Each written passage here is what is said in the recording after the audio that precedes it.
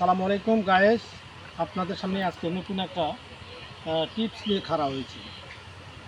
Tips নিয়ে দাঁড়িয়েছি। যে টিপসের সমাধান হচ্ছে যে আমি একটি গাছ দেখাবো, যে গাছের এই দেখেন এই গাছের ছোট্ট একটি গাছ কিন্তু কাজ অনেক বড়। যাদের দাঁতে, যে বাচ্চাদের, বড় মানুষের যাদের দাঁতে পোকা হয়, দাঁতে পোকা লাগে বা দাঁত ক্ষয়ে যায় বা দাঁতে প্যাথুরিয়া হয়, অনেক কিছু হয়ে যায়, তারা অবশ্যই এই গাছটি খেয়াল করবেন এবং শেয়ার দিয়ে টাইম লাইনে রেখে দিবেন। অন্যকে দেখার জন্য সুযোগ করে দিবেন, ফলো করবেন, শেয়ার করবেন ইনশাল্লাহ।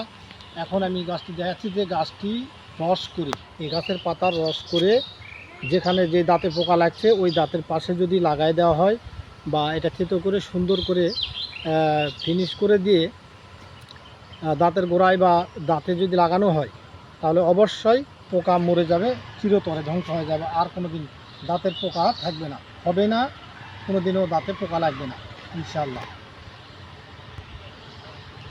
1 মিনিট।